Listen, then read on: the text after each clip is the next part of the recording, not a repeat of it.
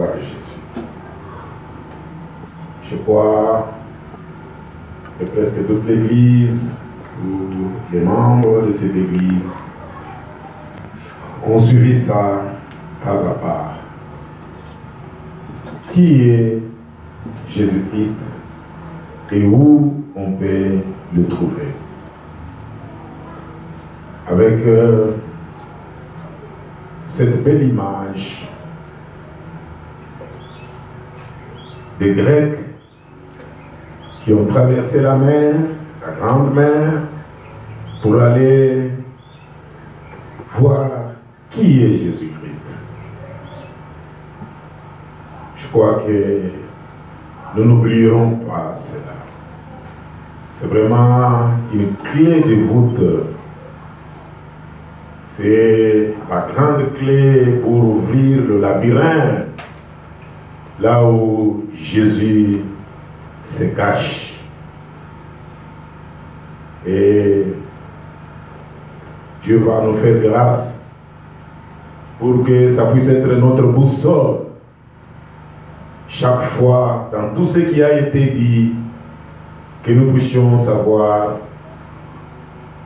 nous devons regarder qui, chercher qui, et ce que nous devons faire. On nous a montré par ce grand messager du 7e âge de l'Église que nous devons être de bons disciples. Dans la dernière séance, soyons de bons disciples comme Philippe et André pour montrer réellement où se trouve Jésus-Christ. Il ne se trouve pas dans les dénominations, dans les credos.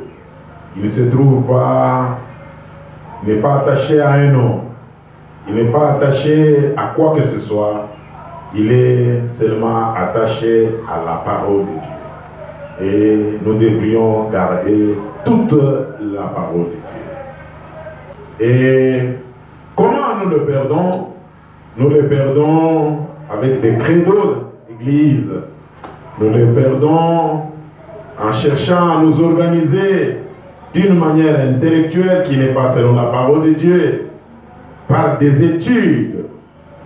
Dans les derniers paragraphes, le prophète montre que les gens vont le chercher dans les études, dans la théologie. Il en a parlé aussi ici, dans les dernières pages. Il dit, ce n'est pas là qu'on doit le trouver. Non, nous n'allons pas le trouver dans toutes ces choses-là. Nous n'allons pas le trouver dans le bâtiment de l'église. Nous n'allons pas le trouver dans le pasteur. Nous allons le trouver que dans sa parole et nous allons le trouver à la croix. Et le prophète a beaucoup insisté, nous devons pour le trouver mourir avec lui à la croix. Il dit, nous devons prendre notre blé, aller avec notre blé à la croix. Et c'est là que nous mourrons. Quand notre blé va mourir, lui va ressusciter le blé. Il va redonner une nouvelle vie qui est la nouvelle naissance. Amen. Donc, c'est ça que, par la grâce de Dieu, que nous allons garder, que nous ne puissions pas oublier. Je ne pouvais pas m'imaginer un seul instant que ce sujet est très grand, très capital, très important. Et pour terminer, alors que nous avons compris qui il est le conseiller merveilleux. Il est l'étoile brillante du matin.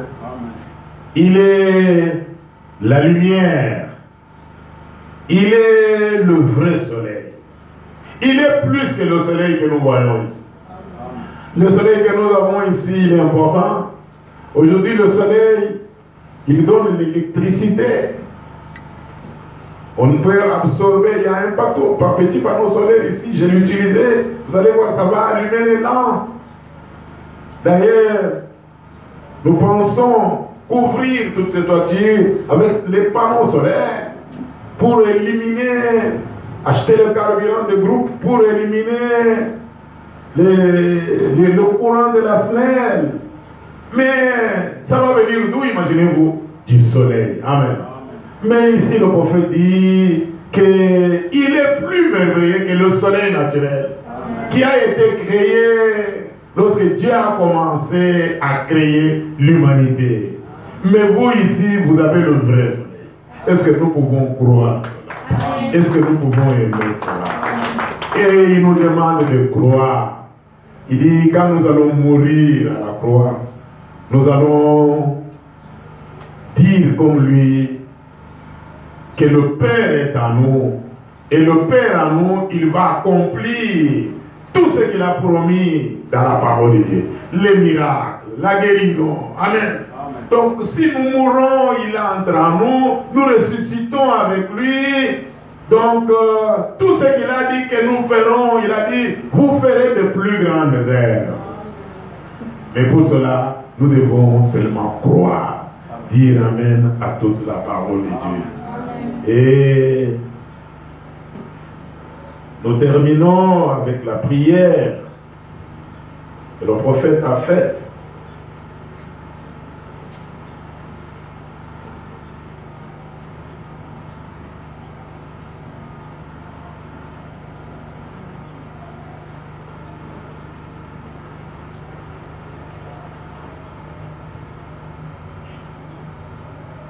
Nous commençons par ce paragraphe. Qu'ont-ils produit rien que des membres morts qui ont produit des églises? Les églises ont produit des membres morts. Vraiment, ici, il parle de toutes les églises et surtout de l'église pentecôtiste à son époque, parce qu'il disait qu'il est de l'âge pentecôtiste. Je crois que vous savez cela. Parce que notre âge, c'est l'âge pentecôtiste. Alors il dit, qu'ont-ils produit 50 ans après? Il parle de 50 ans après. Ici, dans les liens. On parle de 50 ans. Il dit, qu'ont-ils produit? Rien que des membres morts. Morts dans le péché et les offenses.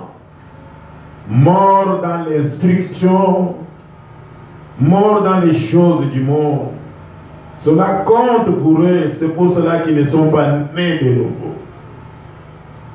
C'est pour cela que les miracles ne les accompagnent pas. Pourquoi? Seuls les membres morts doivent.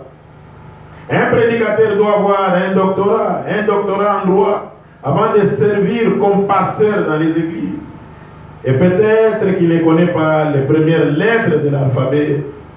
A, B, C. Toujours croire en Christ, s'il croit en Christ. L'autre jour, un gars m'a suivi pour me dire, pourquoi ne laissez-vous pas ces gens tranquilles? Vous êtes toujours là à les marteler à propos de leur manière de s'habiller et des choses qu'ils font. Si vous êtes un prophète, il a dit, les gens pensent que vous êtes un prophète. J'ai dit, je sais. Ils ont été, ils le disent, je ne le suis pas.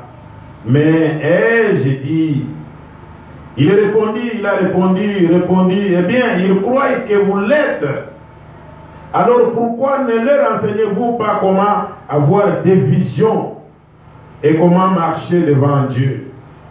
J'ai dit, s'ils ne connaissent pas leur ABC, comment vais-je leur enseigner l'algèbre?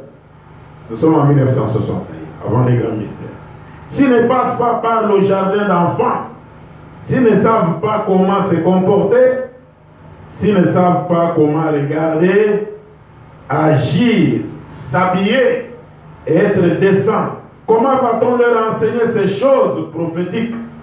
Jésus a dit, si vous ne croyez pas ces choses qui sont ces choses terrestres, comment croirez-vous si je vous parle des choses terrestres? Les choses que vous pouvez faire vous-même, cessez de faire ces choses. Vous n'arrivez même pas à faire cela. Comment allez-vous voir les choses spirituelles, mes amis? N'est-ce pas vrai? Oui, ils sont morts seulement instruction. Ils ont une foule instruite. Frère Branham dit, 209. Maintenant, je vais terminer en disant ceci. Juste ces quelques mots. Mon message de Noël, c'est laissez-moi vous montrer la croix ce soir. Amen. Et vous, le grain de blé, tombez là en Christ et mourrez. Vous trouverez là sa vie dans sa parole. Et dans le même hier, aujourd'hui, éternellement, que ceci soit mon message de Noël pour vous. Je ne vous montre pas une crèche, un berceau, une église, une dénomination. Mais, messieurs, nous voudrions voir Jésus, l'église chrétienne du message dans la fin. Pouvez-vous lire ça? Ce que le prophète a dit, ce qu'il nous a montré, maintenant c'est lui qui dit, je ne vous montre pas une crèche, un berceau, une église, une dénomination. Mais messieurs, nous voudrions voir Jésus. Alors je vous le montre.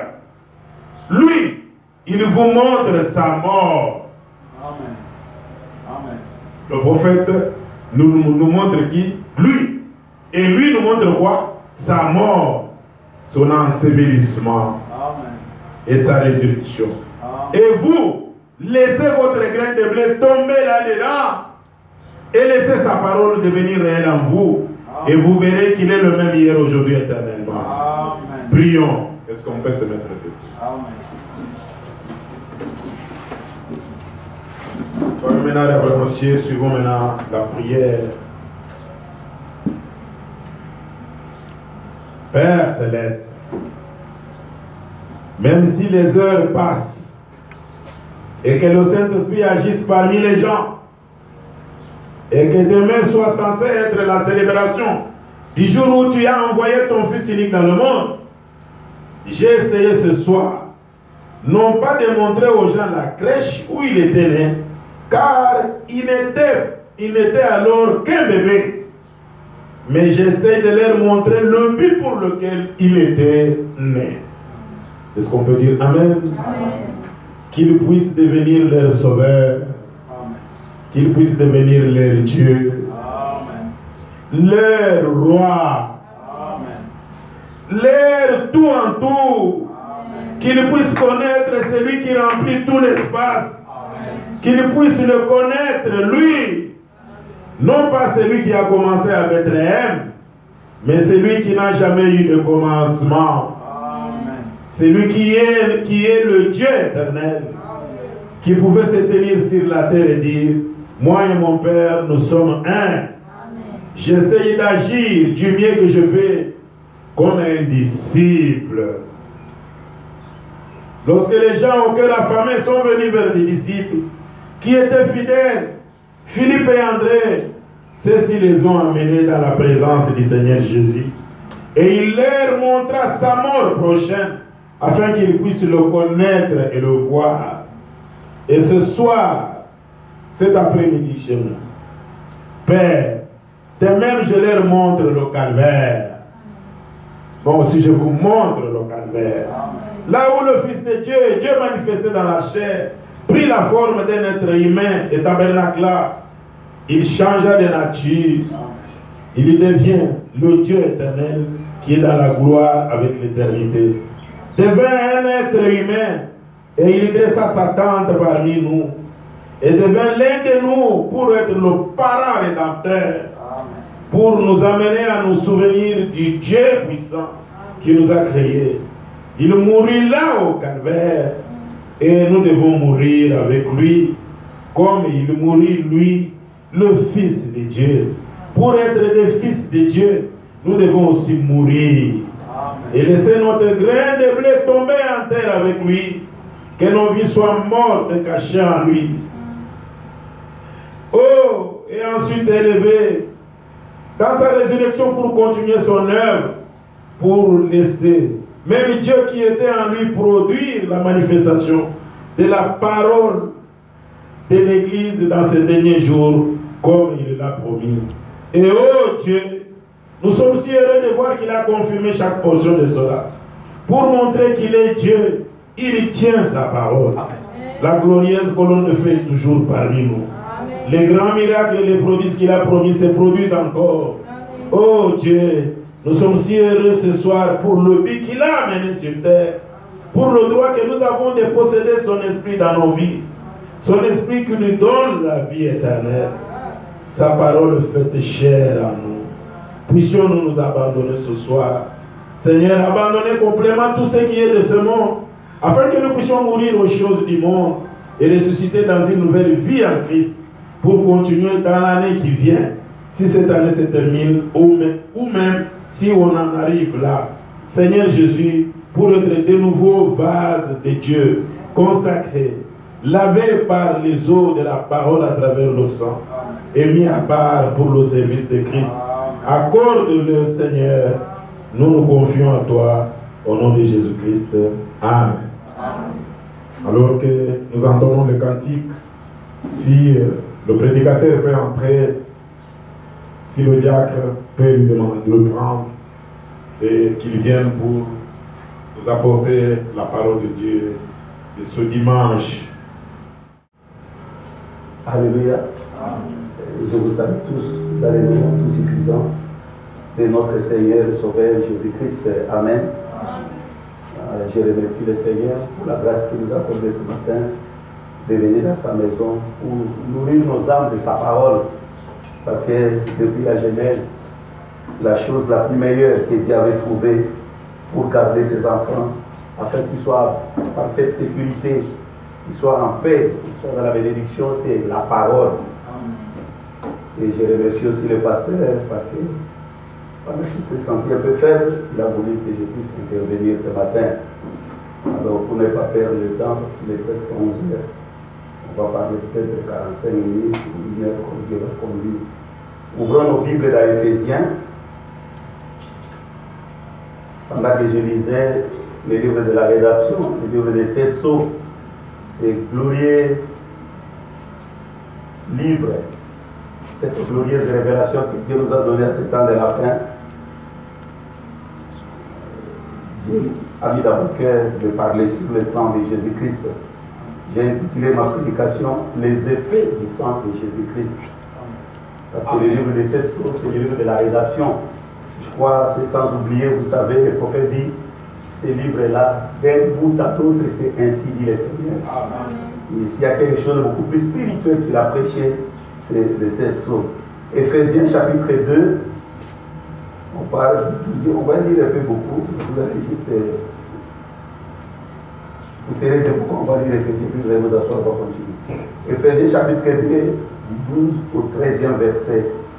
Soyez attentifs à ce que nous lisons, parce que nous tirons notre sujet par ce que nous lisons dans la Bible. Le prophète Branham, il se promenait avec la Bible. Il avait, dans ce message que Dieu m'a donné, nous avons un seul livre, c'est la Bible. Un seul Dieu, une seule foi. Et c'est ce que nous soutenons. Éphésiens chapitre 2, versets 12 à 13, nous lisons au nom du Seigneur Jésus-Christ. Souvenez-vous que vous étiez à ce temps-là sans Christ, privés du droit de cité en Israël, étrangers aux alliances de la promesse, sans espérance et sans Dieu dans le monde. Mais maintenant, en Jésus-Christ, vous qui étiez jadis éloignés, vous avez été rapprochés par le sang de Christ. Amen. Dieu notre Père, bien-aimé Jésus-Christ, notre Sauveur, nous voici maintenant, Seigneur, à l'heure H de la journée d'aujourd'hui. Nous étions venus pour écouter ta parole, parce que c'est la nourriture spirituelle pour nos âmes. C'est ta parole qui nous édifie, c'est ta parole qui nous façonne, c'est ta parole qui produit en nous la foi, pour nous apprendre comment nous comporter, comment nous conduire, afin que nous puissions accéder à toutes les bénédictions de la rédemption et que nous puissions être agréables. Seigneur, parce que ta parole est sacrée, ta parole est inspirée. Nous sommes des hommes, nous sommes de pauvres pécheurs, tirés de la terre, indignes, Seigneur. Ainsi maintenant nous implorons ta grâce. Ne nous tiens pas rigueur dans ta justice, ô notre Dieu, mais regarde-nous au travers de l'œuvre que tu as fait accomplir Golgotha pour nous. Parce que nous croyons à la rédemption par ton sang, Seigneur. Nous acceptons notre salut uniquement à cause de ta mort à la croix. Nous acceptons le pardon de tous nos péchés à cause de ton sang que tu as versé pour nous. Et nous acceptons la guérison parfaite de notre corps contre tous les démons de maladie à cause des blessures que tu as versées à la croix. Seigneur, ouvre notre catalogue spirituel à la parole. Applique la colère de ton esprit dans mon cœur. Oh Dieu bien-aimé, donne-nous la grâce de recevoir ce matin la parole par la révélation, afin que ta parole puisse nous fortifier, pour nous apprendre comment nous comporter, Seigneur, pour marcher comme le véritable racheté, comme l'épouse de Jésus-Christ, et nous emparer de toutes nos hérédits que tu as acquises pour nous à la croix. Accorde ta grâce ce matin, Père, par ta parole, oh Dieu, que nous recevons la réponse à toutes nos requêtes, et que nous rentrons de nouvelles créatures, des personnes changées et transformées, parce que ta parole est capable de le faire. Accorde ta grâce ce matin, Père, comme nous nous confions à toi, au nom tout suffisant et parfait de notre Seigneur et Sauveur Jésus-Christ qui est vivant. Amen. Amen. Bien. Vous pouvez vous mettre, on va continuer la lecture. Je pense que vous avez suivi là-bas comment est-ce que Paul est en train de parler. Et Frère Branham a toujours dit qu'il avait prêché comme Paul. Ce que Paul avait prêché, c'est ce que nous croyons dans ce message, parce que notre prophète a prêché comme lui. Il a dit, souvenez-vous toujours de cela. Quand vous étiez à ce temps-là sans Christ, vous étiez privé des droits de cité en Israël. Donc quand vous n'étiez pas encore converti, avant que vous acceptiez Christ, lorsque vous étiez sans Christ, sans le message, sans la parole, à ce moment-là, vous étiez privé des droits de cité. Quand vous n'aviez pas Christ, vous n'aviez pas aussi droit, même aucune espérance pour habiter un jour avec le Seigneur Dieu. Là il a dit que votre cœur ne se trouble point. Croyez à Dieu et croyez à moi, parce qu'il y a plusieurs places dans la maison de mon Père. Si vous allez vous préparer une place, quand j'aurai terminé, je reviendrai vous prendre, afin que là où je suis, vous y soyez aussi. Pour arriver dans ce palais-là, pour entrer dans cette cité-là, vous devez d'abord avoir Christ en vous. Amen. Parce que Paul dit que quand vous étiez sans Christ, vous étiez privé des droits de cité. Et vous étiez à ce moment-là aussi étranger à toutes les promesses de l'Alliance. Donc aucune promesse vous concernait. Si vous pouvez parler de la promesse, vous pouvez parler de Dieu. Mais si vous n'êtes pas en Christ, toutes ces promesses-là, vous en êtes étrangers. Ça ne vous appartient pas. Voilà pourquoi l'objectif principal de ce message, c'est d'amener les gens à Christ. Alléluia. C'est d'amener les croyants au calvaire. D'amener les gens à la véritable expérience de la nouvelle naissance. Aussi longtemps que vous n'êtes pas arrivé là-bas, tu peux connaître tous les mystères. Tu n'es pas encore arrivé à la chose. Parce que la chose essentielle est que vous entrez en Christ. Amen. Vous recevez Christ dans votre cœur. Vous fassiez une expérience personnelle avec Dieu. C'est seulement à ce moment-là que vous avez droit, vous avez accès à toutes les promesses de Dieu. Celui qui n'a pas Christ, il est sans espérance. C'est pourquoi moi je vois les gens qui n'aiment pas la parole de Dieu, qui n'aiment pas la prière, qui n'aiment pas l'église. Moi j'ai pitié d'eux. Vous les voyez, ils se démènent, ils s'agitent, ils cherchent des solutions à leurs problèmes. Mes frères, tu ne sais pas où trouver la solution. Moi je te dis, la meilleure des solutions c'est en Christ. Je vous dis, pour tout, Paul dit, Christ est la source de tous les trésors. Le mystère caché de tous les trésors, c'est Christ en vous. Si vous voulez être satisfait sur la terre, ne vous agitez pas beaucoup. Ne vous troublez pas beaucoup. Vous sortez très tôt matin, vous rentrez la nuit. Tu ne pries pas, tu ne t'abandonnes pas la parole, tu ne connais pas Dieu. Tu ne trouveras pas la satisfaction. Tu es à côté de la plaque. Alléluia. C'est pourquoi je dis que souvenez-vous toujours de cela. Quand vous étiez sans Christ, vous étiez privé des droits de cité. Vous étiez étranger à toutes les promesses de l'Alliance. Et à ce moment-là, il dit que vous étiez sans espérance et sans Dieu dans le monde. Mais maintenant que vous êtes en Christ, alléluia, lorsque tu as reçu Christ, tu as touché à la chose essentielle. Tu as touché au parfait. Lorsque vous avez reçu le baptême du Saint-Esprit, lorsque vous avez expérimenté la vraie nouvelle naissance dans votre vie, frère, vous aurez la solution à tous vos problèmes.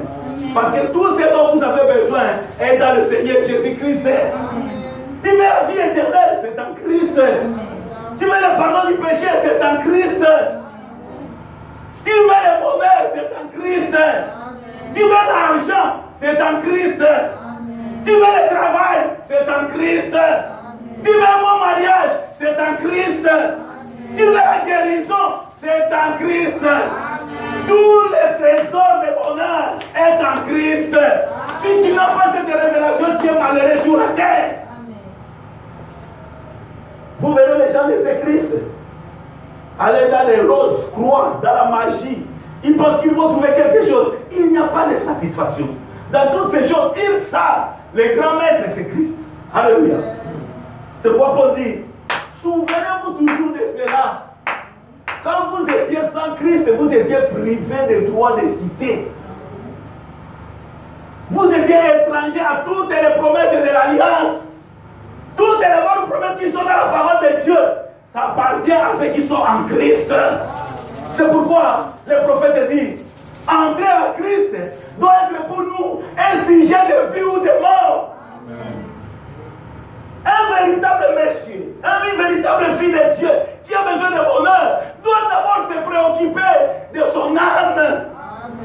Est-ce que je suis en Christ? Parce que si le temps qu'on n'est pas en Christ, Paul dit, vous êtes étrangers à toutes les promesses de l'Alliance. Oui, ce sont les véritables promesses. Ça ne vous appartient pas si vous n'êtes pas en Christ. Et Paul dit, maintenant, étant en Jésus-Christ, alléluia, amen. Vous qui étiez étrangers, vous êtes rapprochés grâce à son sang, alléluia. Amen. Nous sommes rapprochés de Dieu par le sang de Jésus-Christ. Nous sommes sauvés par le sang de Jésus-Christ. Vous ne pouvez pas arriver à Dieu sans passer par Christ. Vous ne pouvez pas trouver le bonheur sans passer par Christ. Il faut d'abord entrer en Christ. Oh, que Dieu vous accorde la révélation. Amen. Que Dieu vous donne l'inspiration. Que Dieu vous aide. Que Dieu applique sa colère dans votre yeux pour que vous voyez cela. Amen. Tu verras une jeune fille, il va poster des photos partout. Il va mettre... Il cherche quoi le mariage? Non. Venez en Christ. Venez en Christ, maman. Christ connaît que tu as besoin de mariage. Amen. Toi, cherchez premièrement le royaume de Dieu. Amen. Je vous dis, mes enfants, cherchez d'abord Christ dans votre vie. Amen.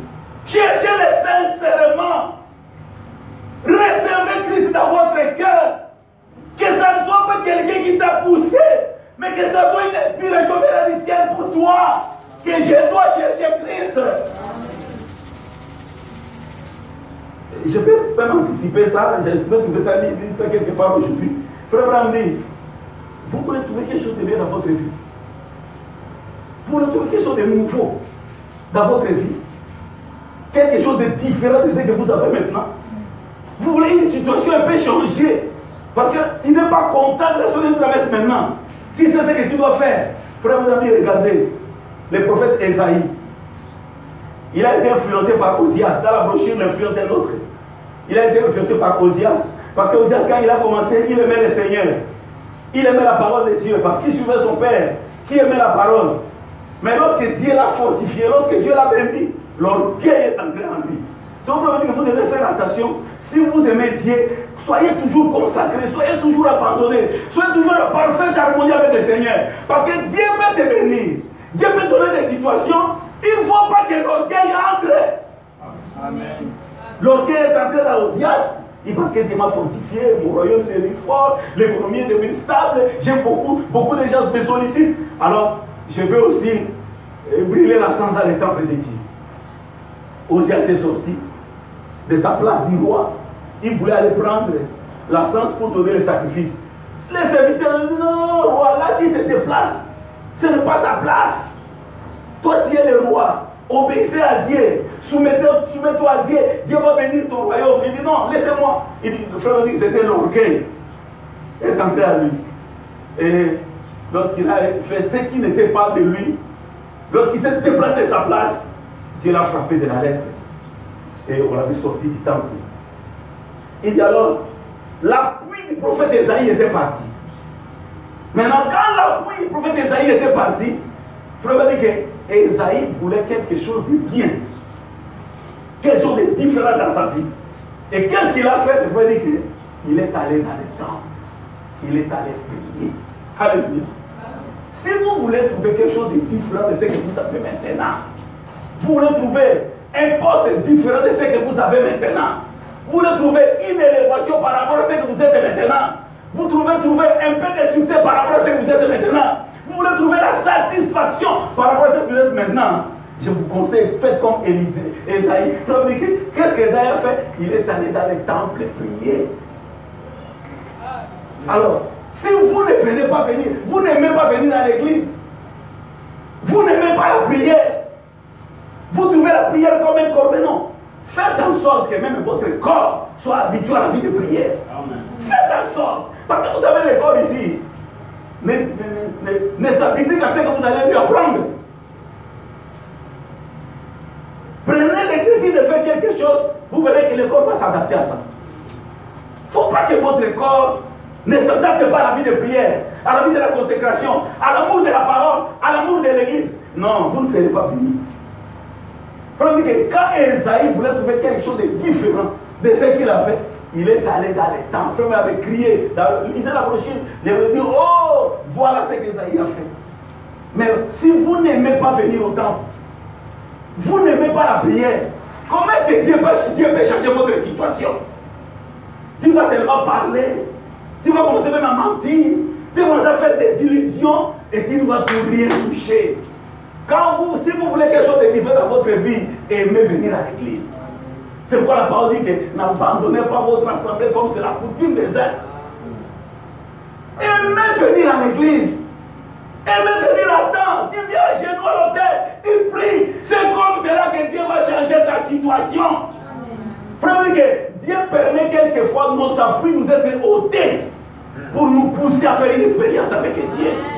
Tu verras dans la famille, c'est là qui te compère là, Dieu va l'écarter. Tu verras dans le travail, celui qui était comme ton appui, Dieu va le déplacer. Dieu veut que tu t'appuies sur lui. Amen. Le vrai appui, c'est l'Éternel. Il est le rocher des âges. C'est une malheur à celui qui se confie à l'homme et à celui qui se confie à Dieu. Lorsque Osias était parti, lui qui était l'appui du prophète Esaïe, Esaïe cherchait quelque chose de différent. Il a fait une bonne option. Il est allé dans les temples prier. Et quand il est allé prier, Dieu a fait voir une vision. Et sa situation avait changé. Dieu peut changer votre situation. Mais venez au temple, allez à la prière. Alléluia. Recevez Christ dans votre vie.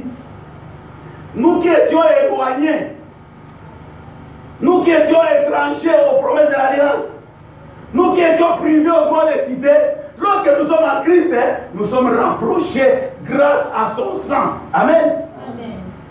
Nous sommes sauvés par la grâce. Nous sommes sauvés par le sang de Dieu.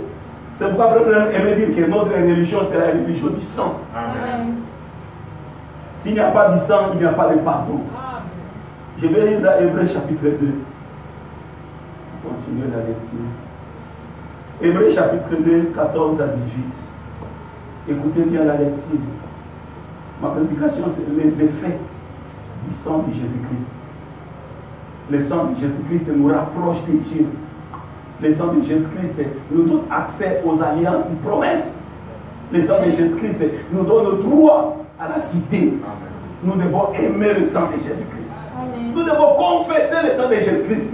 Dire à Dieu que nous croyons à la rédemption par le sang. Dieu dit ça, vous allez écouter le prophète dans sa prière, il dit ça. Hébreux chapitre 2, verset 14 à 18. Il dit, ainsi donc, puisque les enfants participent au sang et à la chair, il a également participé lui-même, donc Jésus, afin que par la mort, il anéantisse celui qui a la puissance de la mort, c'est-à-dire le diable. Amen. Et qu'il délivra tous ceux qui, par la crainte de la mort, étaient toute leur vie retenus par la servitude. Car assurément, ce n'est pas des anges qu'il vient en aide, mais c'est la postérité d'Abraham. En conséquence, il a dit être rendu semblable à toutes choses à ses frères, afin qu'il fît un souverain sacrificateur miséricordieux et fidèle dans le service de Dieu, pour faire l'expiation des péchés du peuple. Amen. Verset 18. Car ayant été tenté lui-même dans ce qu'il a souffert, il peut secourir ceux qui sont tentés. Amen. Parce que les enfants participent à la chair et au sang. Jésus-Christ lui-même y a participé également. Il a accepté de devenir notre semblable, notre frère, notre parent rédempteur. Il a laissé la divinité, il a laissé la gloire, la couronne des étoiles, comme le pasteur a dit la semaine passée. Il a accepté de porter la couronne des épines. Il a accepté de porter la chair. Il est devenu semblable à nous, naître par une femme. Pourquoi? Pourquoi Jésus est venu mourir? Pourquoi il est venu naître? Pourquoi le plus grand s'est fait petit?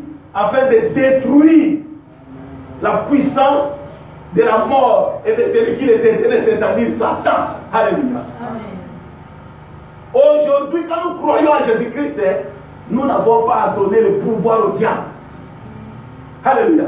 Quand vous croyez en Jésus-Christ, vous n'avez pas à donner le pouvoir au diable. Parce que Jésus est mort pour détruire celui qui détient la puissance de la mort, c'est-à-dire Satan. Premier la prédication, ce jour-là sur le calvaire, dit que ce jour-là au calvaire, la puissance de Satan a été brisée. Amen. Lorsque Jésus-Christ était mort à la croix, c'était pour aller arracher entre la clé entre les mains du diable. Il dit que il n'y a plus à pleurer, réjouissez-vous parce que j'étais mort, je suis ressuscité. Et je suis vivant au siècle des siècles. Je tiens entre mes mains la clé de la mort, de ce jour de mort et la tombe. Je dis que lorsqu'il était descendu dans la région inférieure, lorsque le diable l'a vu, le diable a voulu se réjouir, il dit voilà, c'est l'homme que j'ai cherché. Comme j'avais pris Abraham, comme j'avais pris David, comme j'avais pris Daniel, comme j'avais pris Ézéchiel, comme j'avais pris Joseph. Je voulais arriver à lui, il vient d'arriver. Oh, j'ai atteint le but. Or, le diable ne savait pas que c'était l'erreur la plus grave qu'il avait commise de faire mourir Jésus-Christ. Il dit que si le diable savait ce que la mort de Jésus-Christ apportait aux croyants, le diable n'aurait pas accepté de donner la mort à Jésus-Christ. Jésus devrait mourir pour détruire la puissance de Satan. Frère, il lui a donné un coup de pied. Il lui a ravi tous les trousseaux de clés. Les clés de la mort, de séjour de mort et la tombe. Tous les pouvoirs, il a arraché au diable. Aujourd'hui, le diable, c'est un serpent dont la tête est déjà écrasée. Il n'y a que la clé qui est en train de bouger. Il n'a pas de pouvoir. Si vous croyez en Jésus-Christ, vous avez reçu la parole de Dieu dans votre cœur. Vous avez expérimenté le véritable baptême du Saint-Esprit. La vraie et la nouvelle naissance. Ne donnez pas le pouvoir au diable, il n'en a pas. Vous êtes l'épouse de Jésus-Christ. L'épouse porte le nom de l'époux. Vous savez, dans les mariages, quand le couple vient, la femme a le voile complètement voilé. S'il n'y a que l'homme qui a la tête, des deux personnes qui sont là, il n'y a qu'une seule personne qui a la tête. L'autre, la tête est voilée. Pourquoi? Parce que la femme n'a pas la tête. La tête de la femme, c'est son mari. Alléluia. C'est pourquoi, quand on termine à venir le mariage, on dit désormais, cette femme porte le nom de cet homme. Il dit qu'une épouse légitime, une femme légitime, hérite tout ce qui est de son mari. Ça, c'est la parole de Dieu. Ça, ce n'est pas les coutumes. Lorsque le mari meurt, les frères viennent. Oh, il a laissé quoi? Il a laissé quoi? Il a laissé quoi? Ils ne veulent pas chercher pour vraiment créer des problèmes aux autres. Le véritable chrétien, lorsque l'époux meurt, la femme hérite tout ce qui est de mari. Ça, c'est la parole de Dieu. Parce que tout le pouvoir de Jésus-Christ, c'est à vous de l'utiliser. C'est l'épouse qui doit utiliser tout le pouvoir de Jésus-Christ. Ça veut dire que tout le pouvoir de la parole créatrice, Dieu l'a donné à son épouse. Prononcez la parole et la chose va arriver. C'est à vous de le faire. Ne donnez pas le pouvoir au diable. Le diable n'a plus de pouvoir sur vous. Pourquoi? Parce que vous croyez en Jésus-Christ. Vous le confessez comme votre rédempteur. Il est votre victime expiatoire. Il a pris votre place à la croix. Il a porté la mort qui pesait sur vous. Il a porté les condamnations qui pesaient sur vous. Il a porté les péchés que vous portez. Il a porté toutes les souffrances qui pesaient sur vous. Il a porté même pour toutes vos maladies. La parole de Dieu dit que par ce mépris, vous avez déjà été guéris. Croyez à la parole. Parce que le juste vivra par la foi. Nous sommes des croyants, nous sommes des chrétiens. Nous croyons à la parole. parole. Nous marchons par la foi. La foi, c'est la ferme assurance à ce que Dieu a dit. Ne considérez pas les choses telles que le monde les dit. Considérez les choses telles que Dieu les dit. Parce que vous êtes des croyants. Ne donnez pas le pouvoir au diable. Il n'a pas de pouvoir sur vous. Que la rédemption signifie la possession légale et totale. Un racheté, c'est celui qui a le pouvoir total et complet de tout ce qu'Adam avait perdu. Christ a payé le prix et il vous a réconcilié avec Dieu. Aujourd'hui, la postérité d'Abraham n'a plus à heureux. Dans la prédication, c'est joué sur le calvaire. Aujourd'hui, la postérité d'Abraham n'a plus à errer. Vous n'avez plus à vous plaindre. Parce que ce jour-là sur le calvaire, Dieu a donné la solution. Il a réglé la situation une fois pour toutes. Il a crié que tout est accompli. Il n'a pas laissé quelque chose. Il dit tout est accompli. Toute votre situation, la règle, il avait tout réglé à la croix. Il dit tout ce que vous avez à faire, c'est de croire en Christ. C'est pourquoi que maintenant c'est le temps pour que le prédicateur donne aux enfants la révélation de leur position. Vous n'êtes pas des poules mouillées, vous êtes des croyants. Vous n'êtes pas comme les gens de ce monde-là. Il dit que ces gens dans le monde-là, ces femmes qui s'habillent mal, ces garçons qui s'habillent mal, qui vivent mal, sont les viandes de la chair, sont la chair à canot. Ils sont réservés pour la destruction, pour le jugement. Mais vous, vous êtes réservés pour les palais. On est allé préparer pour vous une ville d'or. Vous êtes différents. Ne voyez pas, peu importe la conjoncture, peu importe la situation, vous voyez ce que Dieu a dit. Amen. Et confessez cela. Moi, je crois en Jésus-Christ. Je crois à mon salut parce que Jésus-Christ est mort à la croix. Je ne crois pas à mon salut parce que je prêche la parole. Non. Je ne crois pas à mon salut parce que j'ai aidé les voisins. Non. Je crois que je suis sauvé parce que Jésus-Christ est mort à cause de mes péchés. Amen. Moi, je reste là. Amen. Je crois que je suis pardonné parce que Jésus a versé son sang pour moi. Amen. Son sang fait l'expiation de mes péchés. On va le lire. Qu'est-ce que le sang de Jésus-Christ fait? Le sang de Jésus-Christ, c'est comme l'eau de Javel. C'est un décolorant. Son sang fait l'expiation pour moi. Et le prophète va dire que aussi longtemps que l'expiation est là, Dieu ne peut pas vous voir. Amen. Dieu ne peut pas vous voir. Si Dieu vous voit, Dieu il a brisé la loi de sa parole. Parce que lorsque l'adorateur vient avec son sacrifice, le sacrificateur observe le sacrifice. On n'observe plus l'adorateur. On observe le sacrifice. Dès que le sacrifice est accepté, c'est fini. L'adorateur est pardonné. L'adorateur est justifié. Et notre sacrifice est accepté. Frère, sur le montant de transfiguration, Dieu a confirmé. Celui-ci est mon fils bien-aimé, en qui j'ai mis toute mon affection. Écoutez-les. Frère, aussi longtemps que vous confessez Jésus-Christ, Dieu doit vous respecter. Ça, c'est le problème. Il dit, aussi longtemps que vous confessez les sacrifices de Jésus-Christ, Dieu doit vous respecter. Dieu ne peut pas déshonorer ce sacrifice. Parce que Dieu l'a approuvé. Et comme les enfants participent à la chair et au sang, Jésus-Christ aussi y a participé également. Il a laissé la gloire.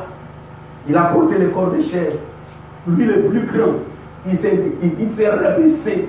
Il est devenu petit. Il est venu sur la terre pour que les gens même ont manqué de le reconnaître. Même les sacrificateurs dans les temples, ceux qui prêchaient la parole, le Messie est venu, ils n'ont pas pu discerner que c'était le Messie. Pourquoi il dit qu'il est venu dans une grande simplicité?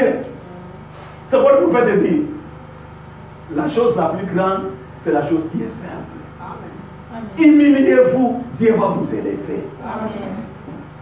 Humiliez-vous dans la vie, Dieu va vous élever. L'orgueil précède la chute. Amen. Mais l'humilité précède la gloire. Amen. Le plus grand s'est fait petit. Il a pris le corps de la chair. Il est venu sur la terre. Il a manqué même de place à l'hôpital. Il a manqué de place à la maternité. Il a manqué de place à l'hôtel. Il est allé naître dans un mangeoire de bêtes, dans une crèche. l'humilité. À tel point que des grands sacrificateurs étaient là. Les mages sont venus. Où est le roi des Juifs qui vient de naître? Il ne savait rien. Le roi des Juifs, oui, le Messie est sur la terre. Le Messie, nous avons vu son étoile. Nous sommes en train de le suivre. Il doit être quelque part. Cette étoile n'apparaît pas pour rien. Jacob avait dit, quand vous allez voir cette étoile, le Messie est sur la terre. Mais les sacrificateurs ont ignoré. Pourquoi? La simplicité. On dit que soyez attirés à des choses simples. Amen. Éloignez-vous des choses qui te plaisent. Ça trompe. Dieu est grand, mais il se révèle toujours dans la simplicité. Jésus-Christ s'est rabaissé. Il a porté le corps de la chair afin de mourir pour détruire la puissance de celui qui détenait la mort, c'est-à-dire Satan. Ne donnez plus à Satan le pouvoir dans votre vie. Vous êtes des chrétiens. Amen. Vous êtes l'époux de Jésus-Christ. Peu importe la situation, dites toujours que Dieu est grand. Dieu est capable. Dieu peut changer la situation. Je m'accroche toujours à Dieu. Même si ne répond pas aujourd'hui, il répondra demain. Il finira par répondre parce que Dieu tient à sa parole. Il dit que ce jour-là au calvaire, le pouvoir, la puissance de Satan a été brisée. Il n'a aucun pouvoir si celui qui confesse Jésus-Christ. Amen. Amen. Je continue à lire. Hébreux 7.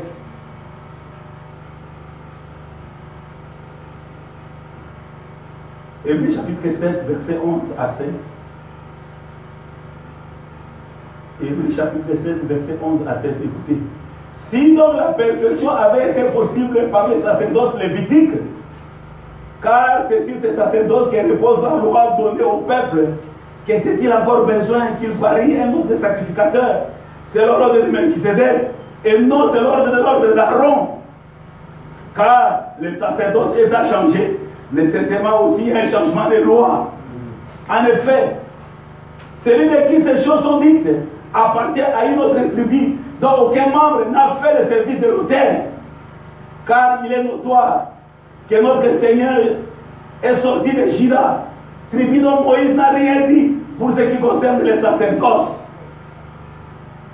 Cela devient plus évident encore quand il parlait un autre sacrificateur à la ressemblance de Melchisédek, institué non d'après la loi d'une ordonnance charnelle, mais selon la puissance d'une vie impérissable.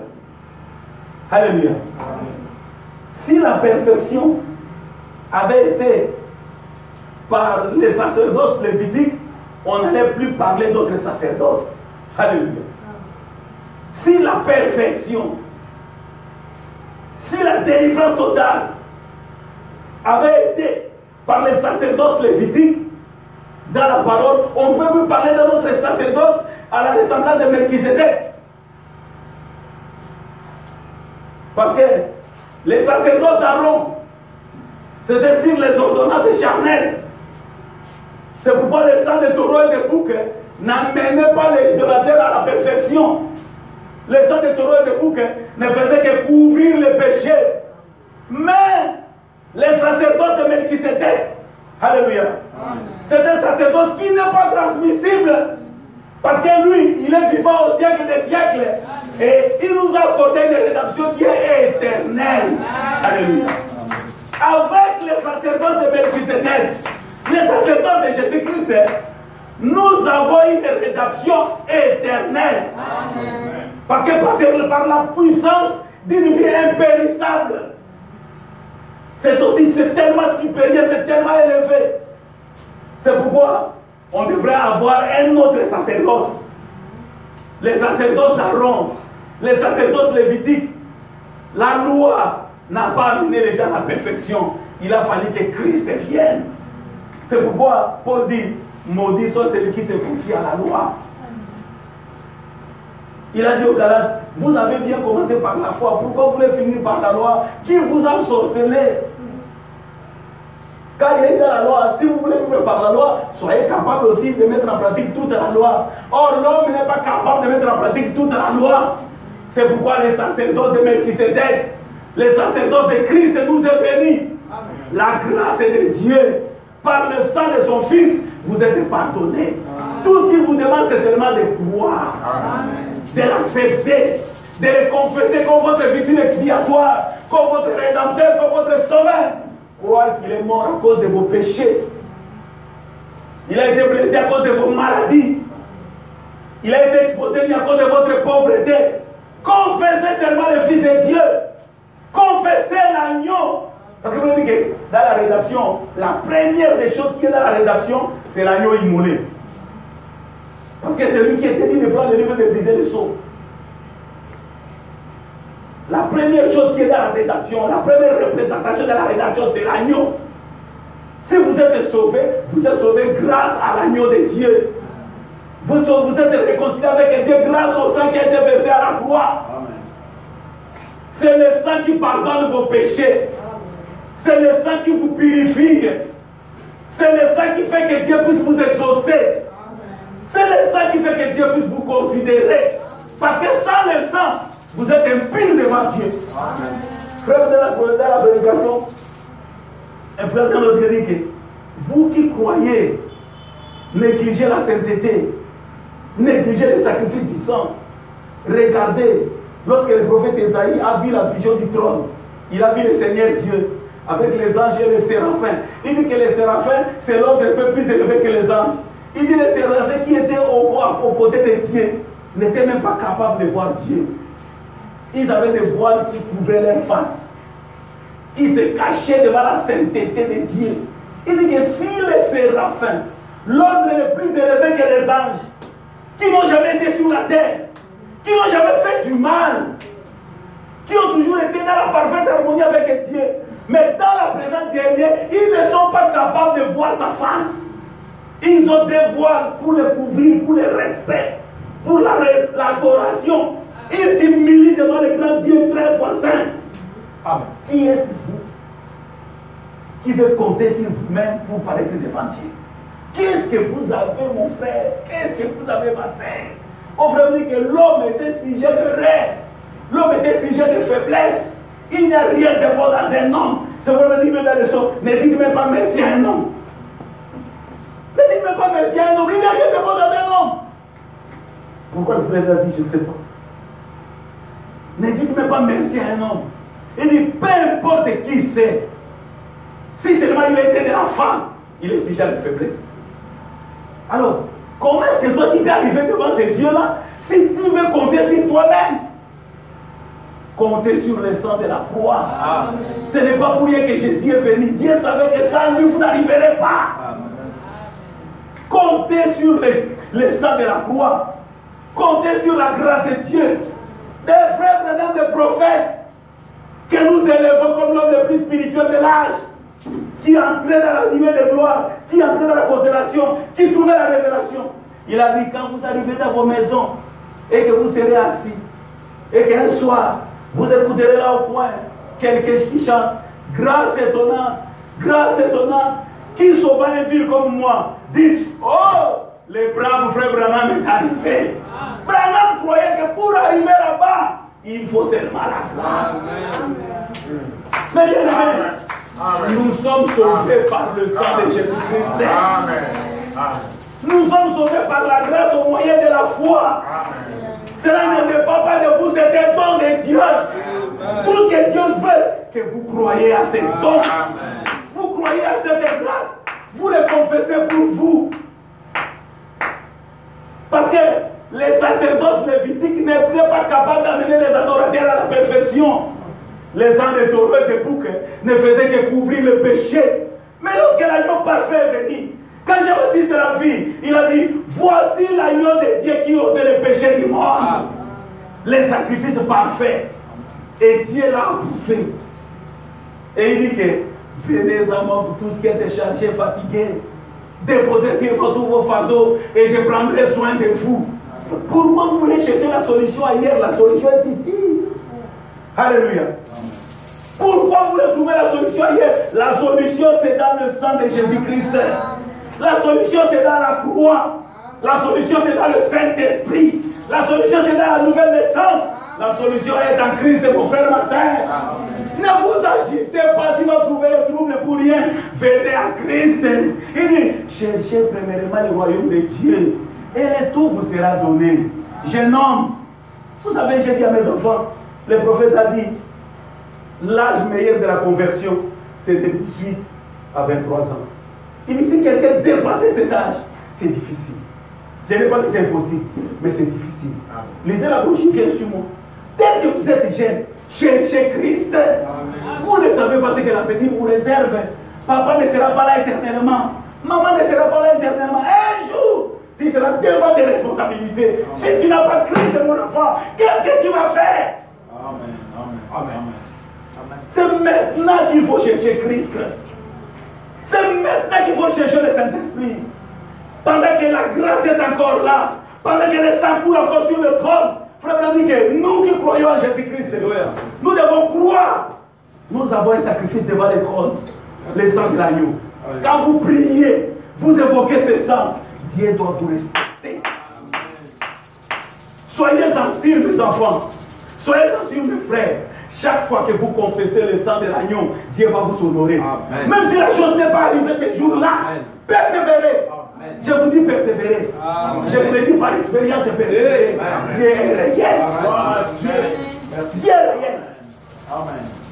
Dieu a accepté le sacrifice de l'agneau. Il a dit que c'est mon fils bien-aimé à qui j'ai mis toute mon affection. Le monde entier, écoutez-les. Il dit que quand vous confessez le sang de Jésus-Christ dans votre prière, Père, moi je crois à mon salut par la mort de Jésus-Christ à la croix. J'accepte qu'il est mon rédempteur. Je crois qu'il était mort à cause de mes péchés. Seigneur, parce que le sang coule encore. Je crois au pardon de mes péchés à cause de ce sang. Seigneur, parce qu'il a été blessé pour moi. Je crois à ma guérison à cause de ce meurtrissures. Seigneur, je viens à toi selon ta promesse. C'est toi qui as dit demander. Au travers de ce sang, je demande ça, je demande ça, je demande ça. Au nom de Jésus. Frère, frère dit que Dieu va vous respecter. Amen. Parce qu'il honore toujours le sang de l'agneau.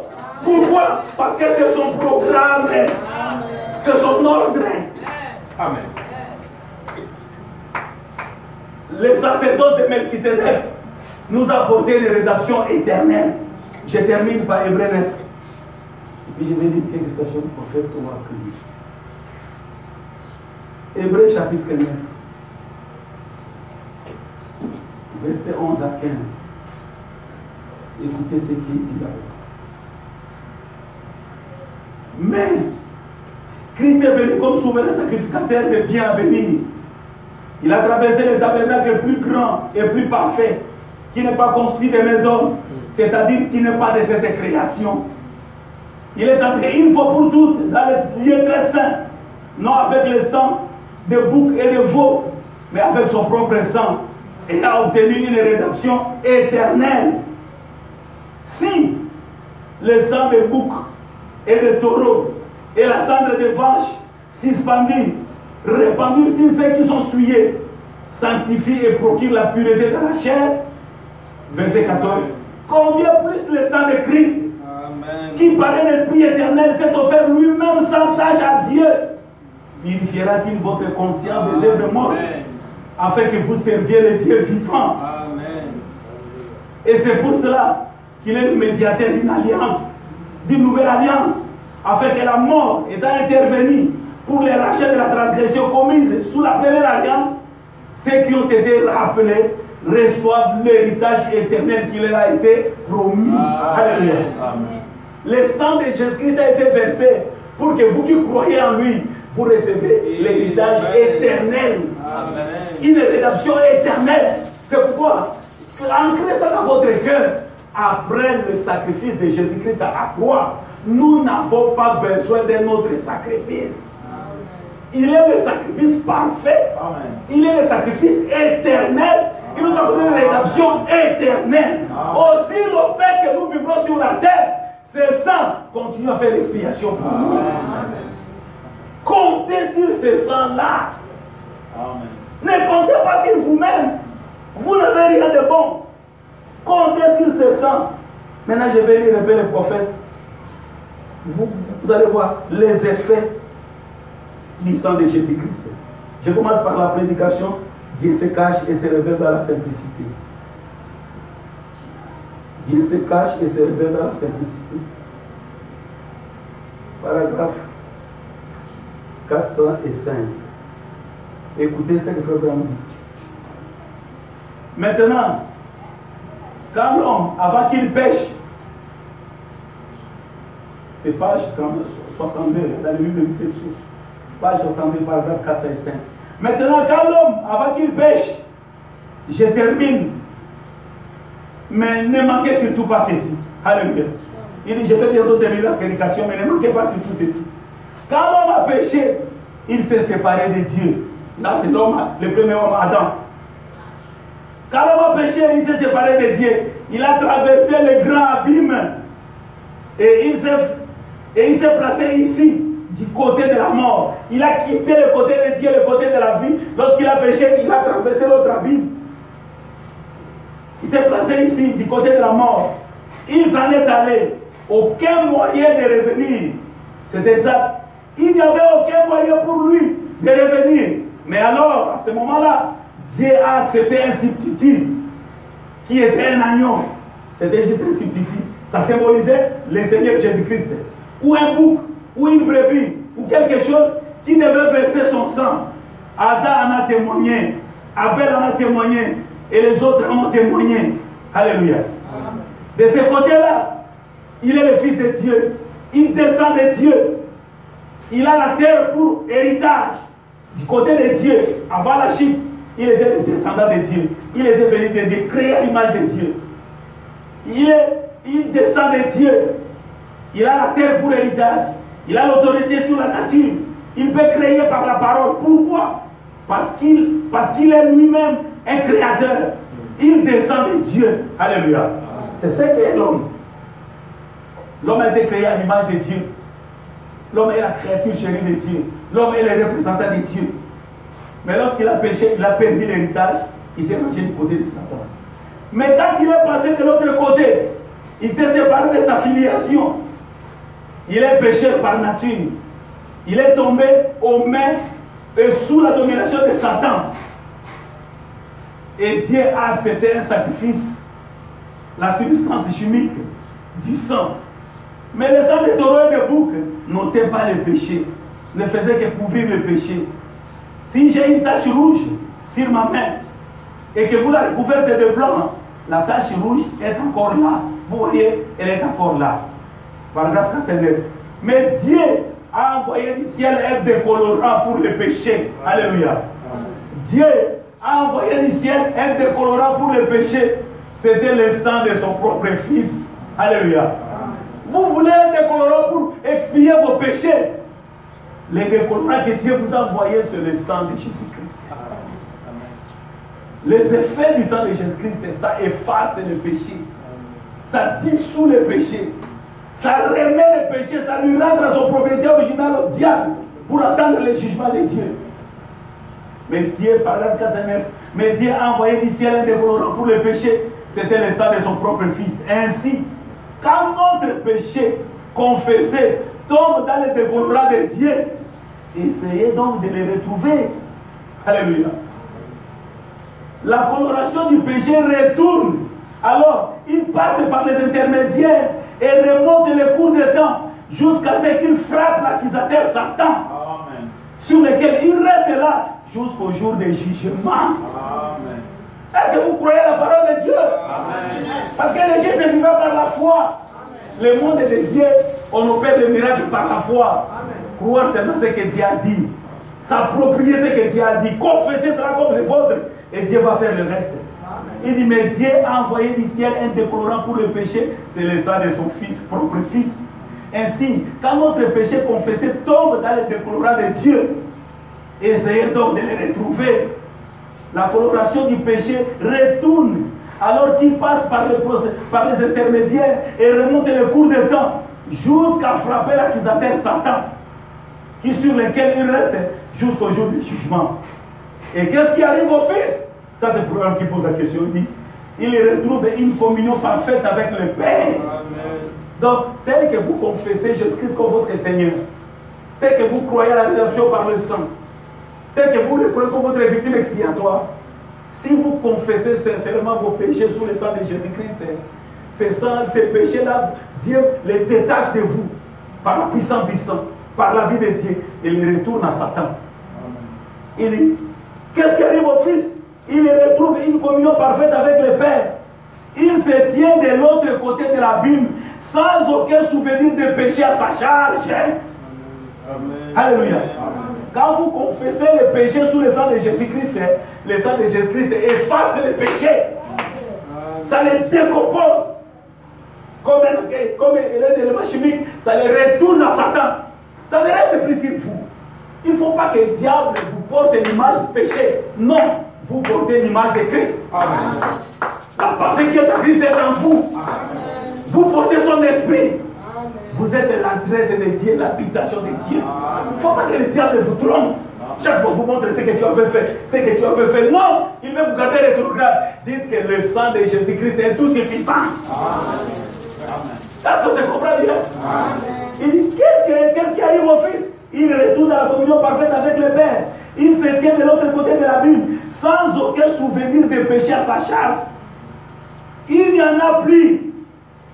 On ne peut plus voir aucune tache de décolorant. Nulle part. Il est libre. Frère, alléluia. Exactement comme cette eau de Javel ou cette encre ne pourra plus jamais être de l'encre parce qu'elle a été dissoute et qu'elle est retournée à ses origines. Et quand un péché confessé, qui est confessé et qui a été plongé, quand un homme ou une femme ont été plongés, quand un péché est confessé, qui est confessé et qui a été plongé dans les... Quand un homme ou une femme ont plongé dans le sang de Jésus-Christ, ça a pour effet de tuer tous les symptômes. Amen. Alléluia. Amen. Quand un homme ou une femme confesse ses péchés sous le sang de Jésus-Christ, le sang de Jésus-Christ a pour effet de tuer tous les symptômes du péché. C'est ça le pouvoir du sang. Parce que dans le sang de Jésus-Christ, il y avait la vie même de Dieu. La vie de Dieu dit surtout. Quand un homme ou une femme ont été plongés dans le sang de Jésus-Christ, ça a pour effet de tuer tous les symptômes. Et chaque molécule du péché retourne au diable. Il reste jusqu'au jour du jugement, où sa destinée éternelle sera d'être jeté dans les temps de feu. L'abîme est comblé. Alors, il ne reviendra plus jamais à la mémoire de Dieu. Et l'homme se tient là, justifié en tant que fils de Dieu, dans la simplicité. Amen. Alléluia. Amen. Ce processus ne se fait pas dans le bruit. C'est dans la simplicité que Dieu est en train d'expier le péché de ses enfants qui croient au sang de l'agneau. C'est pourquoi mon frère, ma soeur, croyez au sang de Jésus-Christ. Amen. Frère Branham continue. Il dit, Moïse, sous le sang de taureaux et de boucs, avec sa confession de foi dans la parole de Dieu, Dieu a pu prendre cet homme tout simple et mettre ses paroles dans sa bouche. Et il a prouvé qu'il était le serviteur de Jéhovah, car il a pu parler là, alors que Jéhovah lui parlait par la vision. Il est allé là, il a étendu la main vers l'Orient. Maintenant, souvenez-vous, Dieu lui avait parlé. C'est la pensée de Dieu. Dieu utilise toujours l'homme. Dieu lui avait parlé. C'était juste et il a dit, étends ta verge qui est dans ta main vers l'Orient et dit des mouches. Moïse, sous le sang de bouc et de cette brebis, il est allé là. Il a pris ses bâtons. Il a tendu la main vers l'Orient. Ainsi dit le Seigneur, qui est des mouches? On n'a pas pu entendre. On n'a pas entendu une seule mouche. Il est reparti. Ça a déjà commencé. C'est une pensée. Maintenant qu'elle a été prononcée, elle est exprimée. Maintenant, c'est la parole de Dieu. Elle est sortie des lèvres d'un être humain, d'un simple homme qui était sous le sang de taureau et sous le sang de bouc. Et puis, tout à coup, une mouche verte s'est mise à voler. Alléluia. S'est mise à voleter. À voleter. L'instant après, il y en avait 5 livres de mètres par mètre. Qu'est-ce que c'était? C'était la parole de Dieu prononcée par Moïse. Amen. le Créateur, en effet, sous le sang, il se tenait dans la présence de Dieu. Et ses propres paroles ce n'était plus ses propres paroles, mais c'était la parole de Dieu. Amen. Alléluia. Amen. Il a dit, si vous demeurez en moi et que mes paroles demeurent en vous, alors demandez ce que vous voudrez, cela vous sera accordé. Quelle est la position de l'église là, mes frères? Qui a-t-il des grenouilles? Et il a dit, qui est des grenouilles? Alors qu'il n'y en avait pas une seule grenouille dans le pays. Au bout d'une heure, il y avait une épaisseur de 10 pieds à certains endroits. Qu'est-ce que c'était? C'était Dieu le Créateur qui se cachait dans un homme tout simple. Amen. Amen. Il dit maintenant, je voudrais vous demander quelque chose. Si le sang des taureaux et des boucs, utilisé comme décolorant, alors qu'il ne peut que couvrir, a pu mettre un homme en position de prononcer la parole créatrice de Dieu pour créer des bouches, pourquoi vous pouvez vous achoper? Alléluia. Amen. Pourquoi vous achoperez-vous au fait que les décolorants du sang de Jésus-Christ puissent créer les écureuils Amen. par la parole? Amen. Ne faites pas ça. Ne vous achopez pas à la simplicité de la chose. Croyez qu'il reste toujours Dieu. Amen. Oh là là, le pardon du péché. Oh, comme j'aimerais pouvoir le saisir. Frère Bandi, si Moïse, sous le sang des taureaux et des boucs, il avait confiance à son expiation, Dieu lui a parlé. Moïse, je te donne le pouvoir de la parole créatrice. Devant les Égyptiens, parle et moi je vais agir. Moïse a fait confiance à la parole. Il a fait confiance à son expiation, au sang de taureau et de bouc. Moïse a parlé. Il n'avait pas de grenouilles, il n'avait pas de bouche. Moïse a parlé et les grenouilles sont sorties. Et les mouches sont sorties. Sous les sang des taureaux et des boucs. Mais pourquoi vous voulez vous achoper dans la simplicité de Dieu qui vous a dit que maintenant vous avez le pouvoir de la parole créatrice parce que vous êtes sous le sang de Jésus-Christ? Il dit tous les pouvoirs de Dieu, c'est à vous de l'utiliser. Nous avons fait une alliance éternelle avec Dieu. Il dit que cette alliance ne peut pas faillir. Si vous prononcez la parole, la chose sera exécutée. Parce que le sang de Jésus-Christ fait l'expiation pour vous. Amen. Il dit mais pourquoi vous vous achopez à ça? Amen. Mettez votre foi en action. Voilà. Ne vous achopez pas par la simplicité de la Amen. chose. Croyez à la parole. Amen. Dieu agit dans la simplicité. Amen. Parce que le sang de Jésus-Christ, c'était décolorant. Lorsque vous confessez vos péchés sous le sang de Jésus-Christ, le sang de Jésus-Christ a pour les éléments de tuer les péchés et de les retourner à Satan. Merci. Et le sang de Jésus-Christ fait l'expiation pour vous. Vous blanchit. Lorsque vous êtes sous le sang de Jésus-Christ, Dieu vous regarde de blanc. Parce que ce sang intercède à votre faveur. Frère Abraham dit encore dans le 4e saut. Je vais lire ça aussi. Dans le 4e saut. Paragraphe 186. Écoutez ce qu'il dit. Il dit ceci. 4e saut, paragraphe 186. Il dit l'eau de Javel, ils l'ont inventée ou fabriquée pour détacher, pour décolorer de l'encre ou n'importe quelle autre tâche. Ils ont ces produits. Il va décomposer les tâches au point qu'on ne peut même plus les retrouver. Donc les gens de la science, pour nettoyer les habits, pour nettoyer les choses, ils ont inventé l'eau de Javel. C'était décolorant. Ça, le produit là-bas, lorsque vous appliquez ça sur une tâche, ça décompose toutes ces tâches-là. Il va décomposer les tâches au point qu'on ne peut même plus les retrouver. Elles redeviennent des gaz. Elles remontent même jusqu'à la lumière cosmique. Amen. Et encore plus loin que les molécules et tout le reste. Si bien qu'elles retournent à leur origine. D'où elles sont venues. C'est une création. Une création, ça doit revenir d'un créateur. Mais tous les composants chimiques qui sont entrés dans sa fabrication, ils se sont défaits. C'est aussi simple que ça. Il n'en reste plus rien. Jusqu'aux éléments même de l'eau, les cendres qui vont mélanger de l'eau, l'eau de Javel. Frère, dit maintenant, ça veut dire Amen. Gloire à Dieu. Tout est propre. Amen. Amen. Lorsque vous utilisez l'eau de Javel, Parce qu'on a mis des éléments chimiques là-bas. Quand vous les plongez sur une tâche quelconque, ça va décomposer la tâche et ça va les retourner à son origine. Et quand vous allez regarder, il n'y aura plus de tâches.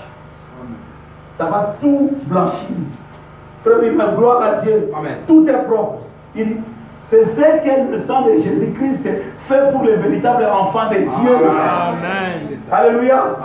C'est ce que le sang de Jésus-Christ fait pour tous les véritables enfants de Dieu. Ce n'est pas pour tous les semblants, pour les imitateurs, pour les figurants. Parce qu'il y en a qui viennent seulement comme ça. Bon, je viens à l'église parce que papa, si vous ne venez pas, vous va faire des problèmes. Non, pas celui-là. Alléluia. Je viens à l'église parce que maman, si vous ne venez pas, vous compliquez pour la nourriture. Non. Mais je viens à l'église parce que je pars adorer le Seigneur Jésus-Christ. Amen. Il dit, gloire à Dieu, tout est propre. C'est ce que le sang de Jésus-Christ fait pour le véritable enfant de Dieu. Amen. Quand il confesse son péché et qu'il se tient là, justifié dans la présence de Dieu. Amen. Oh, miséricorde. C'est tellement glorieux que Dieu ne s'en souvient même plus de votre péché. Amen. C'est ainsi dit le Seigneur. C'est tellement glorieux que Dieu ne s'en souvient même plus de votre péché. Quand vous le confessez sous le sang de Jésus-Christ, gloire à Dieu. Frère, vous dites que c'est un grand mystère dans la simplicité. Amen. Ne soyez pas chopés à la simplicité. Amen. Croyez la simplicité, vous aurez la gloire. Amen. Parce que le haut est en bas. Amen. Si vous voulez monter, croyez à la simplicité. Amen. C'est ça. C'est ce que fait le sang de Jésus-Christ pour tous les véritables enfants de Dieu. Quand vous confessez son péché, il se tient là, il est justifié. Oh miséricorde. C'est tellement glorieux que Dieu ne s'en souvient même plus. Il est incontestablement fils de Dieu. Amen. Frère, sœur, quand vous confessez vos péchés sous le sang de Jésus-Christ, Branham dit, ainsi dit le Seigneur, c'est là, c'est la colonne de feu. Il est incontestablement fils de Dieu. Croyez ça. Vous êtes incontestablement fils de Dieu. Oui. Vous voulez que les cieux les vous croient? Croyez. Quand Dieu avait parlé à Moïse, c'était comme je vous parlais. Moïse a crié et les bouches sont sorties. Moïse a crié et les guéris sont sortis. Jacob a crié et les guéris sont sortis. Croyez vos péchés sont dissous. C'est ainsi que le Seigneur. Amen. Croyez. Paragraphe 190. Il dit, mais quand le péché de cet être mortel est confessé et plongé dans l'eau de Javel, du décolorant de Jésus-Christ, celui-ci blanchit tous les péchés. Il est purement et parfaitement sans péché, Amen. Sans faute. Amen. Est-ce que vous croyez à ça? Amen. Quand vous confessez votre vie sous le sang de Jésus-Christ, vous êtes incontestablement de Dieu. Vous êtes purement sans péché. Amen. Vous êtes parfait. Amen. Quand Dieu disait que vous êtes parfait, vous êtes parfait comment? Vous ne m'appelez jamais comme vous ne ferez pas sciemment. Parce que j'ai confiance au Saint-Esprit qui est en vous. Vous ne le ferez pas sciemment.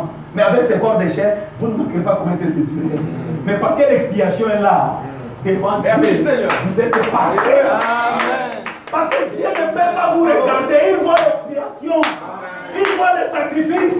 C'est le sang de son propre fils de Jésus-Christ. Croyez le bien-aimé. Amen. Frère Branham dit, vous êtes blanchis de tout péché. Il est purement et parfaitement sans péché, sans faute. Celui qui est né de Dieu ne commet pas le péché. Parce qu'il ne peut pas. Il ne peut pas pécher. Amen. Le décolorant est là entre lui et Dieu. Amen. Le décolorant est là entre lui et Dieu. Amen. Comment pourrait-il se rendre jusque-là alors qu'il est décomposé? Il est envoyé directement à celui qui en est le responsable, le perfectisseur. Amen. Ça, c'est la parole de Dieu. Tel que nous croyons au baptême au nom de Jésus, croyons aussi à ça. Amen. Tel que nous croyons que Jésus est Dieu, croyons aussi au sang qui est décolorant et à ses effets aujourd'hui. le sang a pour effet de détruire le péché, Amen. d'effacer le péché, d'ôter le péché et de vous garder parfait devant Dieu. Vous êtes sans péché devant Dieu. Amen. Toujours dans les livres des Epsaux, au paragraphe 423, il dit encore quelque chose de bien là-bas. Il dit ceci. Dieu peut remonter rapidement le cours des temps et vous dire exactement ce qui est arrivé dans le passé, vous dire exactement ce que vous êtes aujourd'hui et ce que vous serez dans l'avenir. Encore là, c'est la grâce du décolorant. Alors encore là, c'est grâce au décolorant de Jésus-Christ qui peut prendre un péché et le blanchir pour le faire entrer dans la présence de Dieu. Pour que nous entrons dans la présence de Dieu. Le Dieu donc qui est tellement saint, à tel enseigne que le séraphin, qui sont les chérubins les plus supérieurs aux anges, qui n'ont jamais fait du mal, mais ils sont devant Dieu, incapables de voir Dieu. Vraiment. Il est tellement saint. Mes frères, la chose est tellement sacrée, peut-être parce que nous sommes sur la terre, nous ne les réalisons pas. Vraiment. Mais tout ce que je veux vous dire, s'il y a une chose qui doit être, si tu veux arriver quelque part avec Dieu, la seule chose que tu dois être conscient de ton insuffisance, tes faiblesses, ta petitesse. Tu ne peux pas arriver quelque part avec Dieu si tu crois que tu es quelque chose. Amen. Tu ne peux pas arriver quelque part avec Dieu si tu crois que tu es quelque chose. Dieu fait que vous croyez que vous êtes rien. Amen. Vous ne comptez que sur sa grâce. Vous ne comptez que sur le sang. Si Jésus n'était pas mort, moi je ne serais pas prédicateur. Si vous voulez prendre l'exemple, mais Jésus est un mauvais. Très mauvais.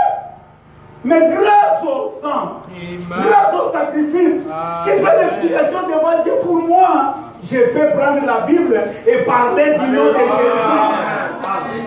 Jésus.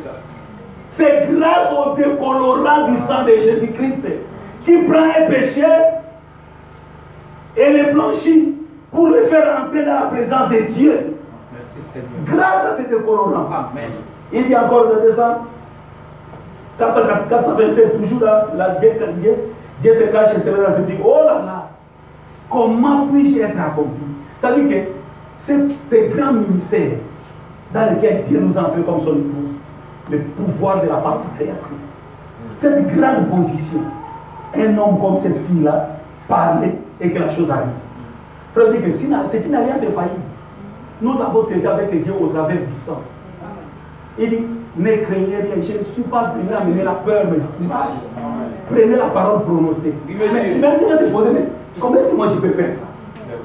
Vous posez comme ça, n'est-ce pas? Frère dit, oh là là, comment puis-je être accompli? Comment puis-je être accompli? C'est à cause du sang. Amen. Alléluia. Ce n'est pas à cause de vous. À cause de vous, impossible. Impossible. À cause de vous, frère. Même si on prend un enfant, on le met dans cette maison, le pasteur met la nourriture là-bas et tout, la télévision va regarder. Il fait dire, bon, mon enfant va bien qu'elle ne va pas pécher. Si cet enfant ne croit pas au sang, il ira en enfer. Parce que là, à l'intérieur, dans la pensée, il va pécher. Alors, les péchés qu'on a commis dans la pensée, le sang est fort pour faire l'expiation. C'est pourquoi nous n'entrerons que grâce au sang. Nous sommes sauvés par la grâce au moyen de la foi. C'est un don de Dieu. Croyons à cette expiation-là. Oh là là, comment puis-je l'accomplir? Comment puis-je être accompli? C'est à cause du sang.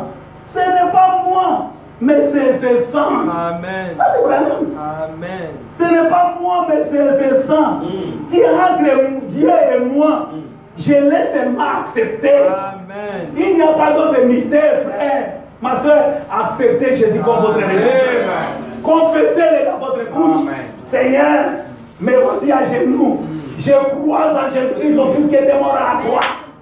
Je crois qu'il était mort à cause de mes péchés. Maintenant que je suis ici par la foi, je m'identifie à la croix. J'accepte de mourir avec lui. Son sang a été versé pour mon pardon. Seigneur, aie pitié de moi. Regarde, j'ai volé. Regarde, j'ai fait ceci. C'est mal. Seigneur, je ne veux plus le faire.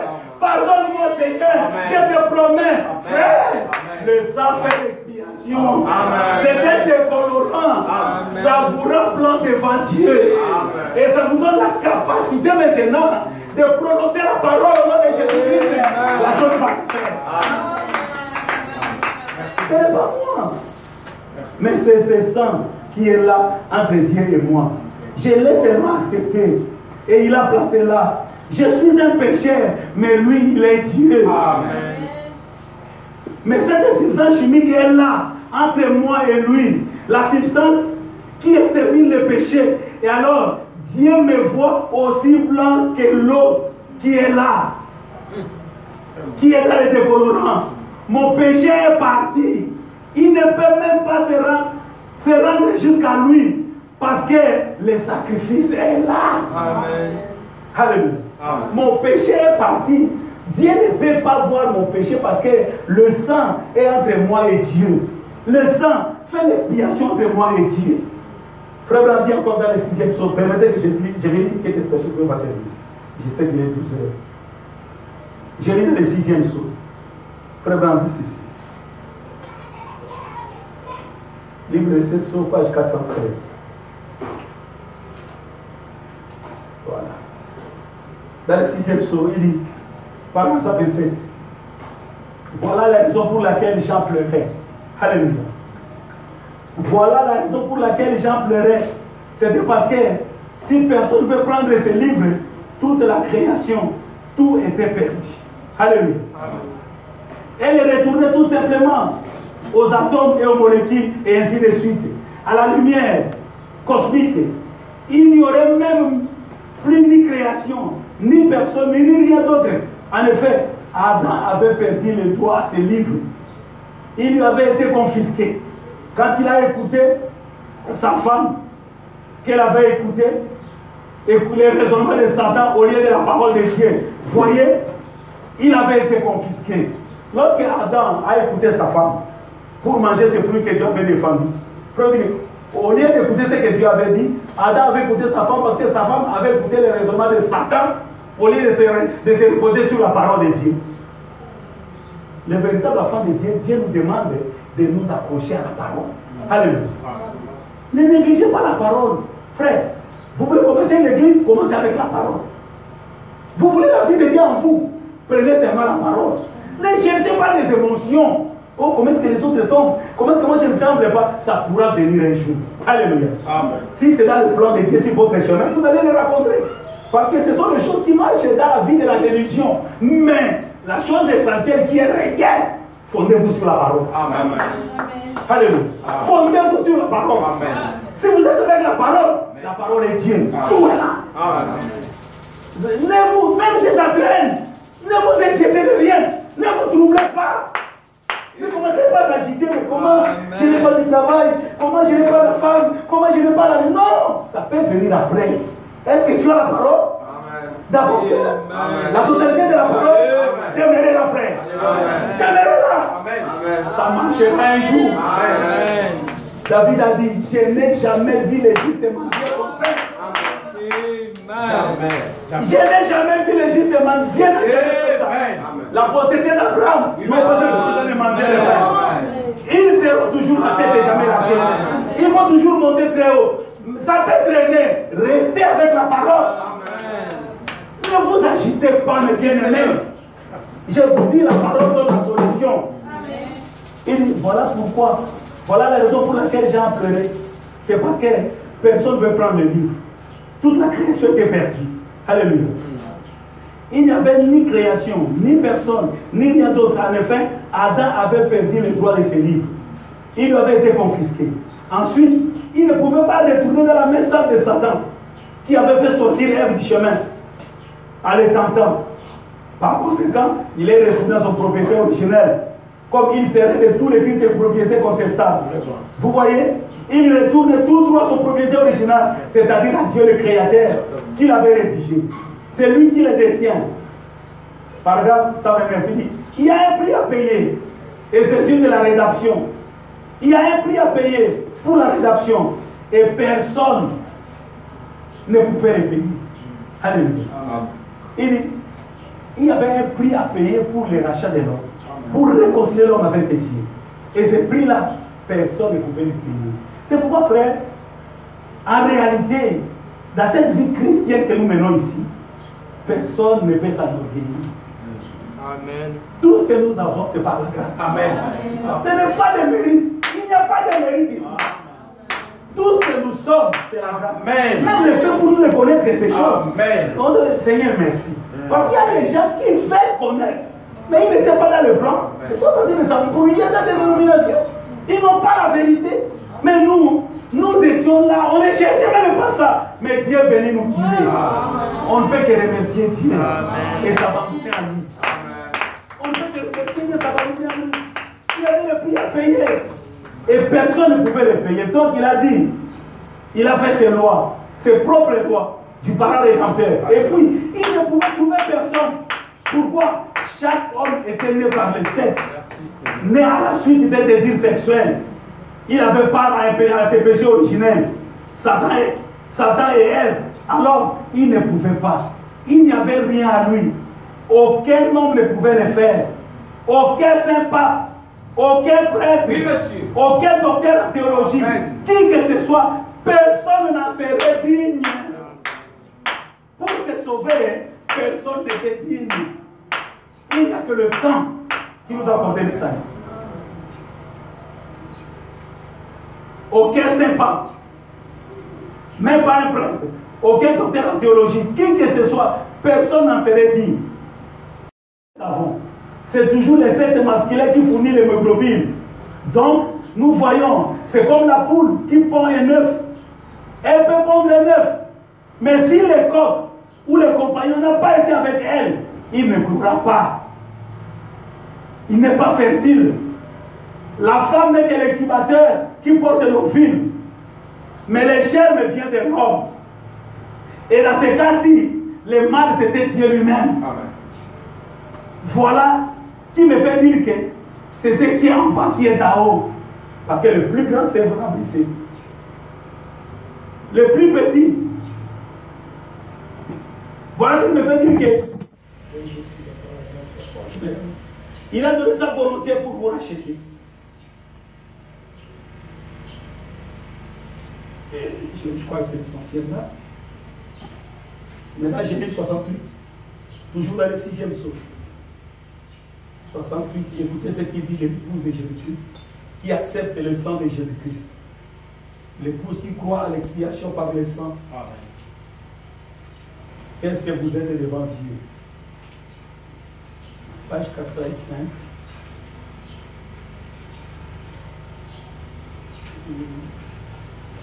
Paragraphe 68, 6e psaume, il dit ceci. En effet, vous voyez, l'épouse de Jésus-Christ n'a pas un seul péché sur lui. Amen. Amen. Amen. L'épouse de Jésus-Christ n'a pas un seul péché sur lui. Amen. Il n'y a absolument rien contre elle. Amen. La grâce de Dieu l'a complètement couverte. Amen. Et le décolora a envoyé chaque péché tellement loin qu'il n'y en a même pas le moindre souvenir devant Dieu. Amen. Quand Dieu vous regarde, lorsque vous confessez Jésus-Christ comme votre Rédempteur et que vous croyez l'expiation par son sang, le décolorant de sang fait son travail, prend vos péchés et les ramène là à Satan. Merci. Dieu ne peut même pas se souvenir.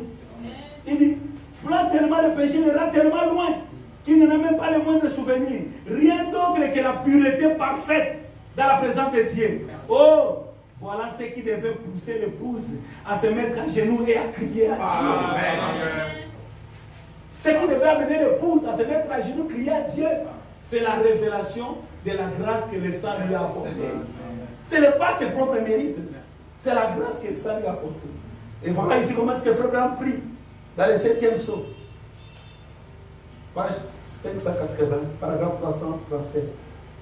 Frère Branham, à la fin de la prédication du 7e psaume, il dit ceci. Je le remercie pour Jésus-Christ. Il prie à Dieu. Je le remercie pour Jésus-Christ. Car s'il ne l'avait pas envoyé comme victime expiatoire pour nos péchés, nous serions tous enfoncés dans la boue du péché sans espérance. Amen. Si Jésus n'était pas venu verser son sang pour notre expiation, vous et moi et Branham, nous serions tous enfoncés dans la boue du péché sans expérience, sans espérance. Mais par sa grâce, son sang purifie tous les péchés. Exactement comme la goutte d'encre dans un seau d'eau de Javel. Vous ne pourriez plus jamais retrouver l'encre. Quand nos péchés sont confessés, ils sont déposés dans le sang de Jésus-Christ. Ils ne reviendront jamais dans la mémoire de Dieu. Amen. Dieu les oublie. Amen. Ils n'ont jamais même été commis. Amen. Amen. Vous vous rendez compte de la puissance du sang? Ça efface les péchés. Devant Dieu, Amen. vous ne l'avez jamais Amen. commis. Satan viendra, il l'avait fait. Dieu dira, moi je ne le vois pas. Satan dira, oh, Dieu est juste. Non, Satan ne connaît pas le mystère. Il y a le sang. Alléluia. Satan dira que non, comment tu me dis qu'il est injuste? C'est pas vous verrez dans la Bible. Frère, dit que ne jugez pas la grâce de Dieu avec ses enfants. Abraham, qui rétrograde, Dieu lui avait dit ne quittez pas la terre promise. Il a quitté à cause d'une épreuve de la faim. Il a pris la nourriture là-bas. Il est parti là-bas. Et il a trouvé que parce que Dieu avait rajeuni sa femme, elle était de répéter que Sarah, avec la beauté que tu as maintenant, si ça m'a dit que tu es ma femme, ces gens-là vont me tuer pour te prendre. Parce qu'ils croient à la parole de Dieu. Ils savent qu'on ne peut pas prendre la femme de l'autre. Ils vont tout faire pour me tuer. Alors s'ils t'ont dit que qui es-tu, dis seulement que tu es ma soeur. Ils sont allés là-bas. Le roi regarde, voilà la jeune fille que je cherchais. Une jeune fille de 90 ans. Dans le mystère de la translation. Alléluia. Là, on ne vieillira jamais. Parce que nous avons le mystère de la translation. Il y a les changements. Le roi dit que voilà la femme que je cherchais. Appelle-nous cette femme-là. Et ce monsieur-là qui marche avec nous. Maman, ce monsieur-ci, c'est qui dit, c'est mon grand frère. Qu'elle veut chercher la nourriture. Mettez-vous là-bas, je vous donne la nourriture. Il dit, je vais prendre cette femme. Et la nuit, quand les rois veulent aller prier, Dieu dit, ne m'évoquez pas, tu es déjà mort. Oh Seigneur, comment? Mais tu as pris la femme de mon serviteur. Moi, il dit, restitue-lui sa femme et qu'il prie pour toi. Amen. Ça dit, mais comment? Lui qui a menti, il va prier pour que oui, il est l'épouse. Il est sous l'expiation. Abraham était sous l'alliance du prophète. Frère, c'est lui qui est sous l'alliance, il a des privilèges. Oui, il a des privilèges. C'est Dieu qui l'a voulu. Quand vous choisissez une femme, vous croyez que les femmes que nous choisissons, c'est les plus belles du monde? Non. Mais elle a trouvé grâce à mon cœur. Pour moi, elle est la plus belle. Tu vas dire que, oh, elle marche mal, oui, mais je l'aime. Oh, cette robe ne la convient pas, moi, je l'aime. Oh, sa chaussure-là, moi, c'est comme ça. Alléluia. Elle a trouvé grâce. Frère dit que c'est ce que fait le sang de Jésus-Christ. Il dit exactement comme le bout d'encre que j'avais dans le seau d'eau. Vous ne pourrez plus jamais retrouver l'encre.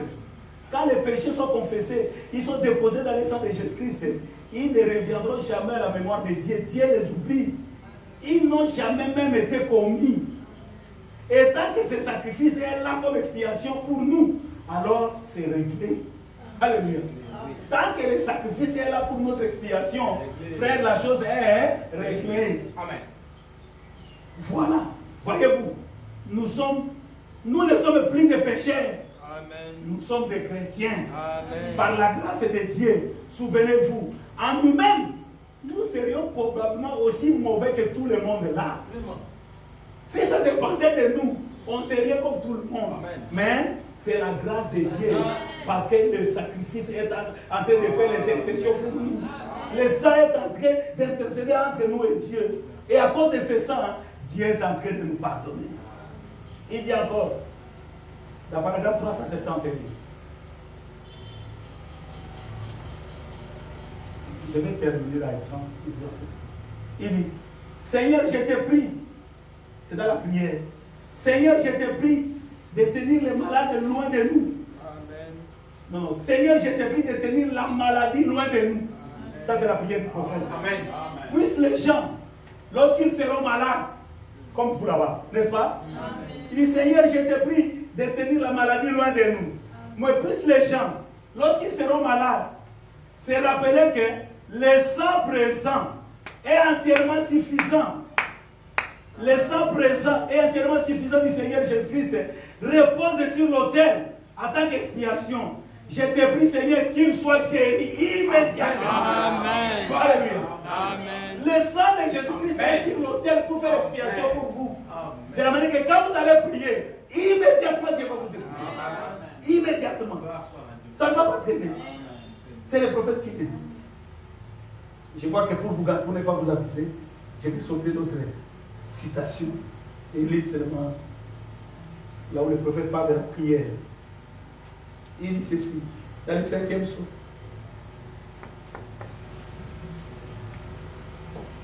Prends ça, maman, le livre c'est chaud. Il dit ceci, toujours dans la prière. Paragraphe 441, il dit, maintenant, le parfum, c'était de bonne odeur. La substance aromatique qu'il faisait brûler, c'est ce que les séraphins brûlaient là. Ça donnait un parfum de bonne odeur. Il dit, maintenant le parfum c'était de bonne odeur. Les substances aromatiques qu'il faisait brûler, dont la Bible a dit que c'était les prières des saints. S'il n'y a pas de sacrifice sur l'autel, alors les prières ne peuvent pas être attendues. Alléluia. C'est seulement grâce au sang qui est sur l'autel du sacrifice que les prières peuvent monter jusqu'à Dieu. Alléluia. Si nous prions avec foi, c'est parce que nous croyons à la rédemption par le sang. Nous savons que nos prières, si ça dépendait de nous, Dieu ne peut même pas écouter. Parce que la prière d'un pécheur, c'est une abomination devant Dieu. Mais nous disons que nos prières montent jusqu'à Dieu parce que nous croyons au sacrifice qui est sur l'autel. Nous confessons Jésus-Christ comme notre victime expiatoire. Nous croyons que ce sang a été versé pour moi. Et il dit quelque part que vous êtes nés de nouveau grâce à ce sang. Vous êtes nés de nouveau grâce à ce sang. Je vais terminer ici pour ne pas vous abuser parce que l'essentiel est, je crois que vous avez saisi. Je lis dans la brochure pourquoi je suis contre les religions organisées. C'est toujours dans la prière, le paragraphe 7. Fais-moi dire quelque chose de bien par rapport au sang. Pourquoi je suis contre les religions organisées? Paragraphe 7, je termine par là. Fais-moi dire ceci. Pendant qu'il priait, il dit, et maintenant, nous avons un grand autel qui s'étend à travers les cieux. Et si cet autel se trouve, notre sacrifice, le Fils de Dieu. Vous voyez? C'est ce sacrifice sanglant. Notre sacrifice, le Fils de Dieu, c'est ce sacrifice sanglant qui est sur l'autel. Dieu ne peut pas le regarder sans le respecter. Alléluia. Dieu ne peut pas le regarder sans le respecter. Vous voyez? C'est ça sa parole. Il a dit, il est mon fils bien-aimé, écoutez-le. Quand nous prions, nous avons foi à notre sacrifice qui est sur l'autel. Le Fils de Dieu, Jésus-Christ, qui a pris notre place. Amen. Notre victime expiatoire. Amen. Il est mort à cause de mes péchés. Amen. Il a été blessé à cause de mes maladies. Amen. Il a été exposé nu à cause de ma pauvreté. Amen. Vous avez un problème de pauvreté? Vous voulez la richesse? Confessez seulement que Seigneur Jésus, pourquoi on t'a dépouillé de tes vêtements? Pourquoi on t'a laissé dire, toi le Messie, le roi? Quand les catholiques les mettent suspendus à la croix, ils mettent un petit linge sur lui. C'est juste pour faire honneur à Dieu. Mais il n'avait pas d'habit. On l'avait complètement dépouillé. Il était exposé nu. Frère dit que pourquoi il a porté votre pauvreté, afin que par sa pauvreté vous soyez enrichis. C'est pourquoi lorsque vous êtes en Christ, confessez que je crois que je suis béni. Je crois que je suis prophète. Je crois que je suis enrichi. Amen. Je crois que j'ai tout ce dont j'ai besoin. Amen. Parce que ce que vous confessez, c'est ce qui va vous donner. Amen. Que le Saint-Esprit bénisse ce peu de mots dans nos âmes.